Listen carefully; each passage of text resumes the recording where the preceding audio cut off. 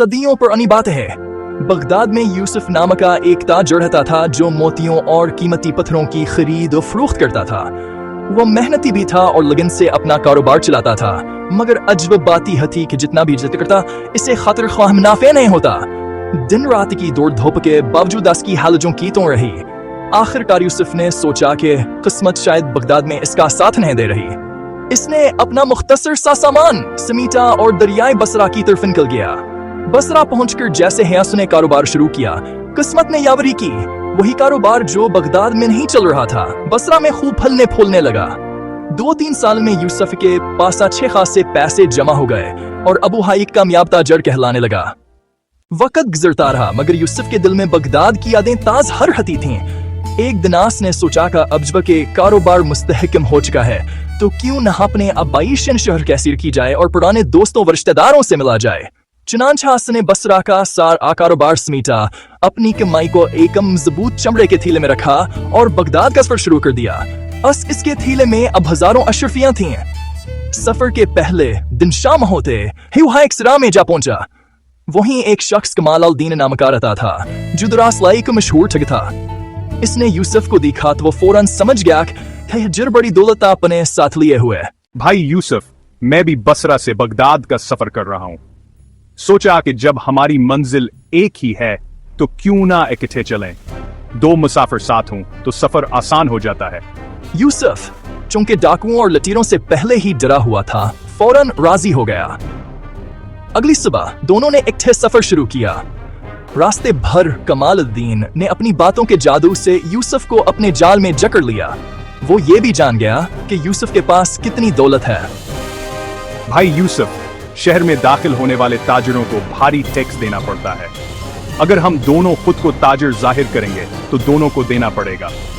बेहतर यह है कि एक ही ताजर बने और दूसरा आम मुसाफिर। इस तरह कुछ बचत हो जाएगी। मुझे टैक्स बचाने की परवाह नहीं, मैं अदा कर दूंगा। तुम छोटे भाई हो, टैक्स की जिम्मेदारी मेरी है। मैं कमालुद्दीन बसरा का ताजर हूं। ये मेरा मुलाजिम यूसुफ है। मेरे पास 15,000 अशरफियां हैं। पहरेदार ने 10 अशरफियों का टैक्स मांगा। कमालुद्दीन ने शोर मचाया कि ये जुल्म है। बाल आखिर यूसुफ ने बीच बचाव करवाया और वो दोनों शहर में दाखिल हो गए। ये मेरा माल है और तुम मेरा मुलाजिम है। यूसुफ हैरान रह गया, मगर उसकी बात सुनकर सराह के दूसरे लोग जमा हो गए। मामला बढ़ा तो दोनों को काजी नसीर की अदालत में पेश किया गया। वहां कमालुद्दीन ने झूठी की किस्में खाई और पहरेदार भी उसके हक में गवाही देने लगा। यूसुफ के पास कोई गवाह न था।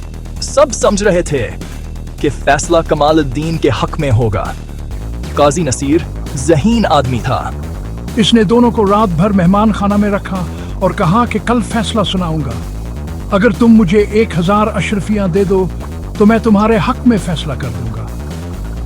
मेरा ईमान है कि रिस्क देने वाला अल्लाह है। मैं अपनी सच्चाई बीच कर रिश्वत नहीं दूंगा। यूसुफ मुझे 1000 अशरफियां देने पर तैयार है। तुम क्या देते हो? मैं आधी रकम दूंगा। ये लीजिए 1500 अशरफियां और फैसला मेरे हक में कीजिए। काजी ने पैसे ले लिए और कमरे से निकल गया। अगली सुबह अदालत में सब मौजूद थे। अपने अपने थैलों की अशरफियां गिनवाओ। यूसुफ ने थैला खोला तो 3000 पूरी अशरफियां निकल आईं। कमालुद्दीन के थैले में सिर्फ 1500 बाकी थीं। काजी ने सिपाहियों को इशारा किया।